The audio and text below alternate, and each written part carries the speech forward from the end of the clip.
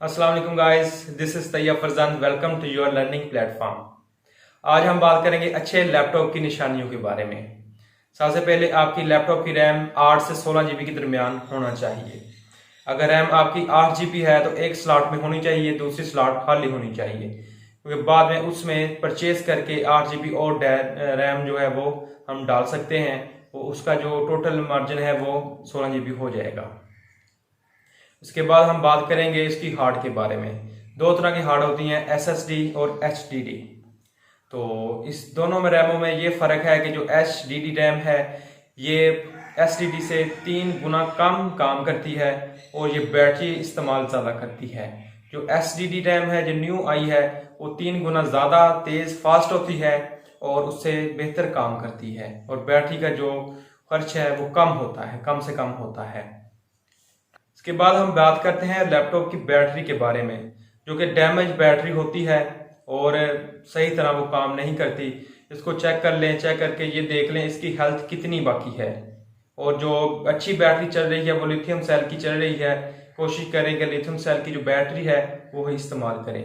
इसके बाद हम बात करते हैं लैपटॉप के स्क्रीन के बारे में। जो हम इस्तेमाल शुदा लैपटॉप लेते हैं उसकी जो स्क्रीन होती है वो दुकानदारों ने या जिससे भी लें वो का बस दफ़ा चेंज होती है।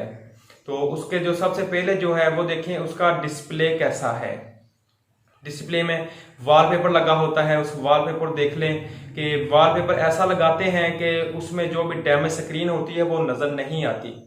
उसको चेक करने का तरीकाकार ये है कि उस एलसीडी की ब्राइटनेस फुल कर दें और उसमें एक सॉफ्टवेयर पैड का वो ओपन कर लें। ओपन करने के बाद उसको जो ना फुल स्क्रीन पे वो फैला दें। सारी स्क्रीन जो है वो वाइट हो जाएगी। उससे आपको पता चल जाएगा कि कहीं से आपकी जो एलसीडी है वो डैमेज तो नहीं है, इस पे दबाव तो नहीं आया हुआ। इसको चेक करने के बाद लैपटॉप में आप देखेंगे उसमें जो उसकी स्क्रीन वो एलसीडी लगी हुई है या एलईडी लगी हुई है। अगर एलसीडी लगी हुई है उसको चेक करने का तरीकाकार ये है कि एलसीडी को साइड से जब देखेंगे तो आपको ठीक से नजर नहीं आएगा, ये एलसीडी की निशानी है। तो एलईडी है ये सबसे बेस्ट है। इसके बाद हम बात करते हैं लैपटॉप के बटनों के बारे में।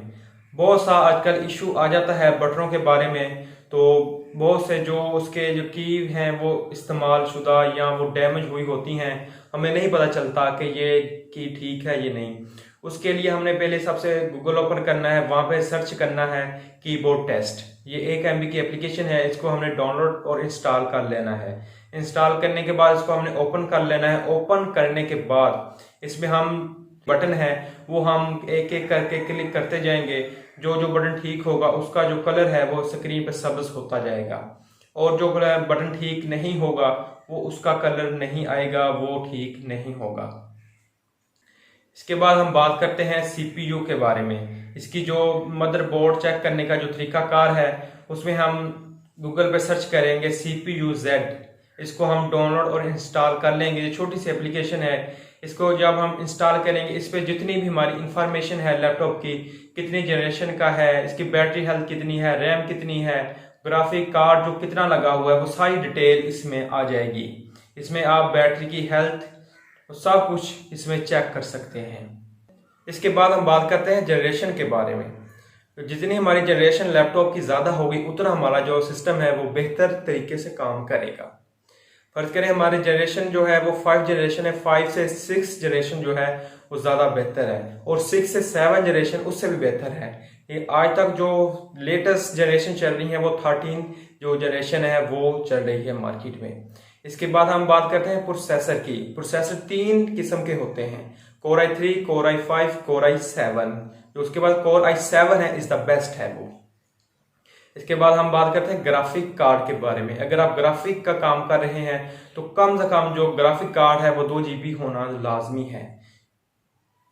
इस्तेमाल शुदा लैपटॉप खरीदते वक्त उसकी हार्ड और बैटरी चेक करने के लिए आपको गूगल पर सर्च करना है हार्ड डिस्क सेंटिनल।